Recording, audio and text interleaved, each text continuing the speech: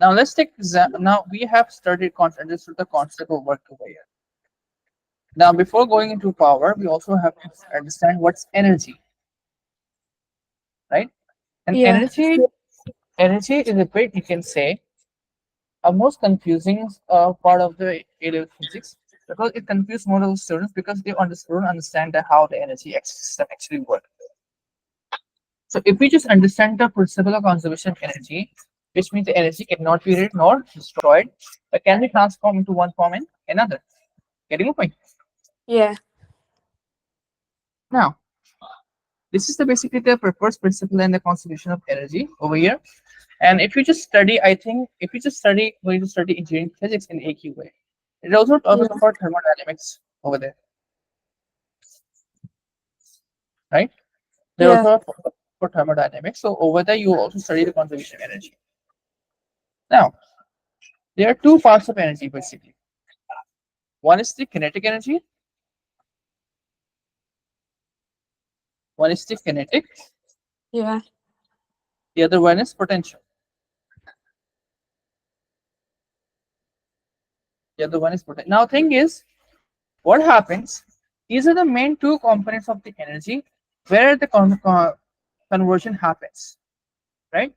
It Yeah. goes gets converted into kinetic, and then kinetic goes converts to potential. So the Yeah. conversion is happening in both ways every time. Yeah.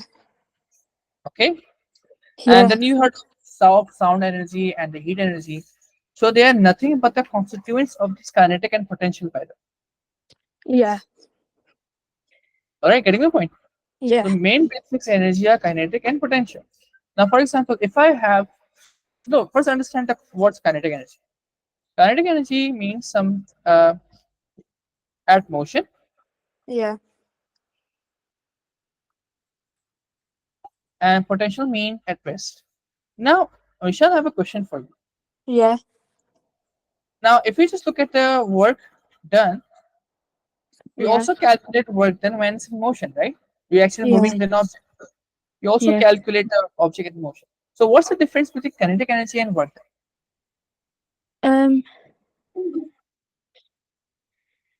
Um.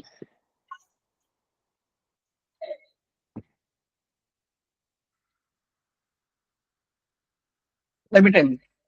In Yeah. kinetic energy, what do we need is velocity. Yeah. Whereas in work done, if we just look at the Yeah. basics, if we just look at the basics over here, what do you actually need? You need acceleration, by the way. Yeah. So if there is acceleration, right, Yeah. means there is work done, and if there is velocity as well, because if there is acceleration, so it's obvious. It's obvious. It's obvious that there would be velocity as well. So Yeah. then the work done and the kinetic energy would be equal. Both are going to be same thing. All right, Yeah. right. And this is something at risk. So something, let's say you have a chemical in your hand. Now, what happens in potential? Let me explain to you. Now, potential, there are many potential over there. It's gravitational potential energy. There is elastic potential energy, right?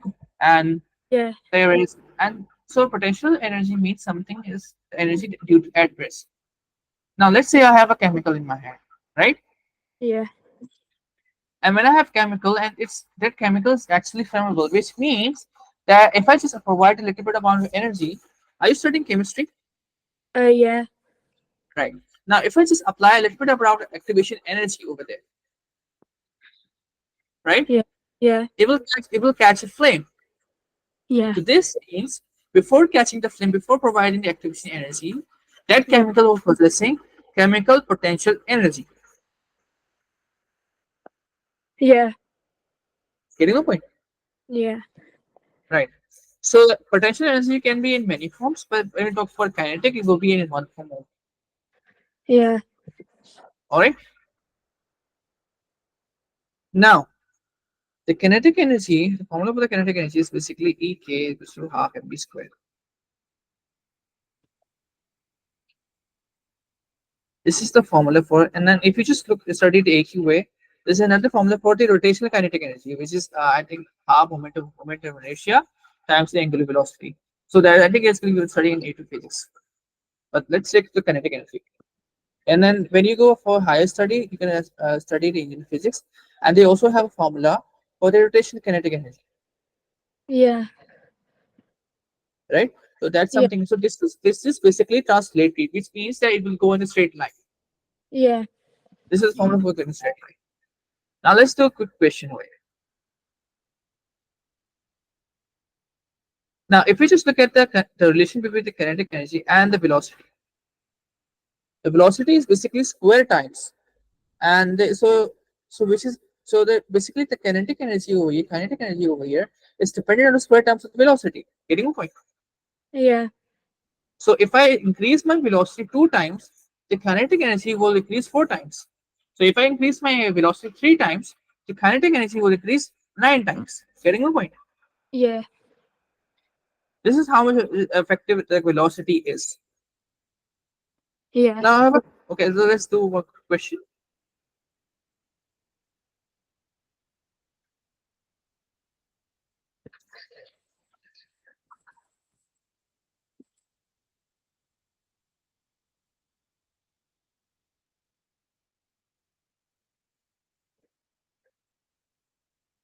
It's an object. Yeah. Okay. Let's say you're applying force of 5 Newton, Yeah. and it has the space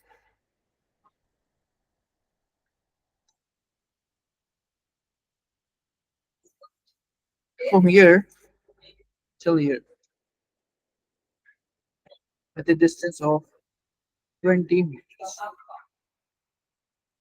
And the mass of this object is 10 kilograms. 10. Yeah. Now I just want to find out the velocity. What is going to be the Yeah. velocity? Um. Is this kinetic energy? I'm sorry, come again? Is this kinetic energy? Yeah, you're gonna solve it a conservation of energy. Now, Okay. let me tell you how.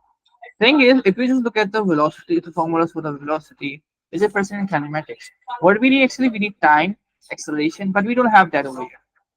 But Yeah. you can also solve for velocity by using conservation of energy. Now, over here, as you can see, this object is moving.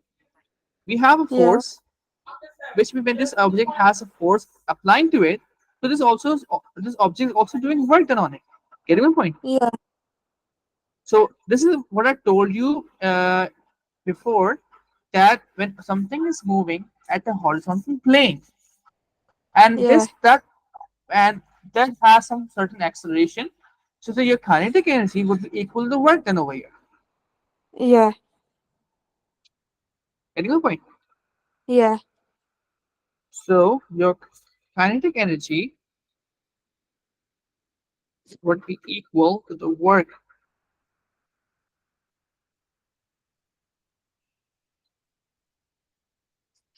So what are we going to do over here? We're going to put the formula half mv squared Yeah. will be equal to ft. Now this is the what we can do. Now we are solving with the principle of conservation of energy. The energy is always conserved. You cannot, like for example, if I'm applying something 100 joules to a certain object, and that object only absorb 80 joules, so that 20 joules will not be destroyed. Instead, it's going to go into another form. Okay, Yeah. so this is what is happening. Okay, now we can plug in the values. Yeah. It's going to be half the mass is weight is 10 kilograms,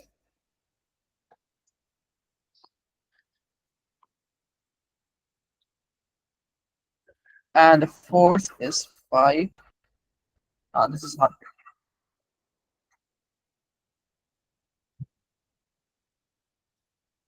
So then what we do, we're going to cancel this out.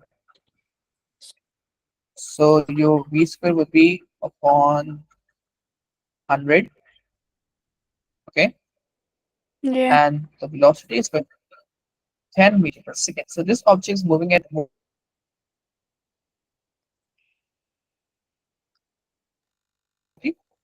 10 meter per second.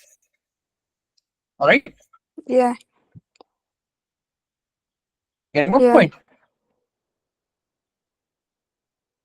Yeah. All right. So, other than Vishal, this is it about the about what's. I think this is enough for that today, right?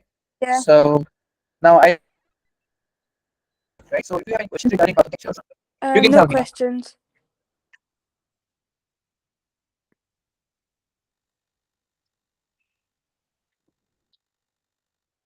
So have a nice day. Bye. Goodbye. Bye.